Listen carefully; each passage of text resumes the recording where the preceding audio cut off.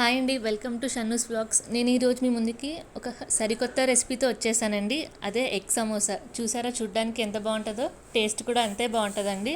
మేము కూడా ఇదే ఫస్ట్ టైం చేయడం. ఎలా ఉంటుందో అనుకున్నాం కానీ టేస్ట్ అయితే అదిరిపోయిందండి. మీరు కూడా చూడండి ఎలా చేయాలో. సో ముందైతే ఒక 2 ఆనియన్స్ అయితే కట్ చేసుకొని పెట్టుకోవాలండి, సన్నగా కట్ చేయాలి. అలాగే 2 to 3 టేబుల్ స్పూన్స్ వరకు అయితే అటుకులు తీసుకోవాలి. ఇప్పుడు ఒక బౌల్ తీసుకొని అందులో ఆనియన్స్ అలాగే అటుకులు వేసి బాగా కలపాలండి. నేనైతే చేత్తో కలిపాను. చేత్తో కలిపితేనే బాగా పట్టుద్దండి. సో చేత్తో బాగా కలిపి ఇందులో చిటికెడు పసుపు అయితే వేయాలి. అలాగే ఒక 1/2 స్పూన్ అయితే ఉప్పు వేయాలండి. అలాగే 1 స్పూన్ వరకు కారం వేయాలి. చిటికెడు ధనియాల పొడి కూడా వేసాము. వేసి మళ్ళీ అన్నిటినీ బాగా కలపాలండి. బాగా కలిపి ఒక అరగంట సేపు పక్కన పెట్టుకోవాలి. దీన్ని పెట్టి ఇందులో పుదీనా అయితే కొంచెం వేసానండి. పుదీనా అలాగే ఒక 2 పచ్చిమిర్చి వరకు కట్ చేసి సన్నగా వేసాను. వేసి పక్కన పెట్టుకుందాం. ఇప్పుడు దీనికి కావాల్సిన మెయిన్ ఇంగ్రీడియంట్ ఎగ్ అండి. సో మనం ఎగ్ని అయితే స్క్రాంబుల్ చేసుకోవాలి. ముందైతే ఒక ప్యాన్ అయితే హీట్ చేసుకోవాలండి. చేసి కొంచెం ఆయిల్ అయితే వేసి ఈ ఎగ్ని అయితే పగలగొట్టి అందులో వేయాలి.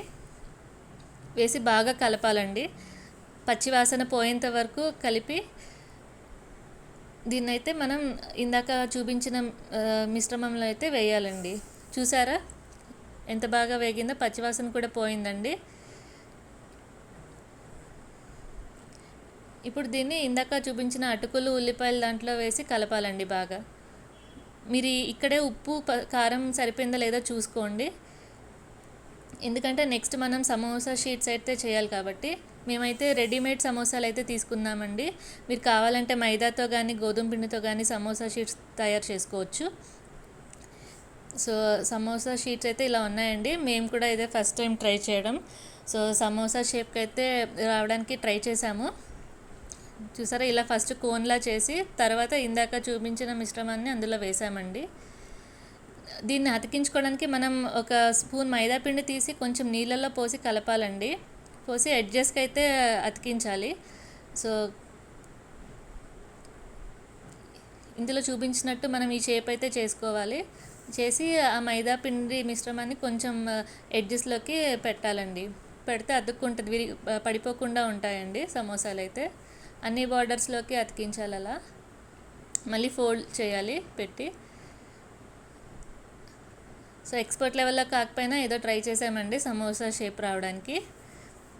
సో ఈ విధంగా మేమైతే ఒక 5 సమోసాస్ వరకు ట్రై చేసాము.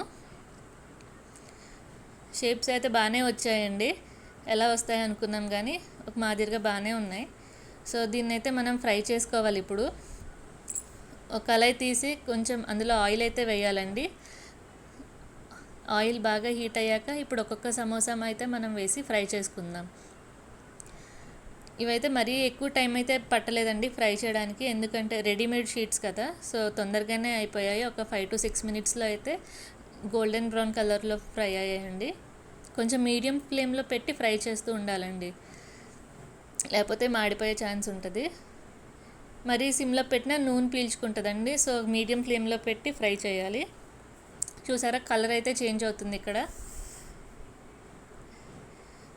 ఇక్కడైతే నాకు సమోసాస్ అయితే రెడీ అయిపోయాయండి. ఎగ్ సమోసా అంతేనండి. ప్లేట్లోకి తీసుకొని సర్వ్ చేసుకున్నాను.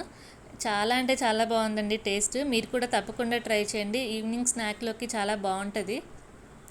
నేను కూడా ఇదే ఫస్ట్ టైం తిన్నాను, ఎలా ఉంటుంది అనుకున్నాను కానీ సూపర్ ఉందండి. మా వీడియో కనుక మీకు నచ్చినట్లయితే లైక్ చేయండి. అలాగే మా ఛానల్ని సబ్స్క్రైబ్ చేయండి. ఈ వీడియో మీ ఫ్రెండ్స్ కూడా షేర్ చేయండి. Thank you for watching our videos.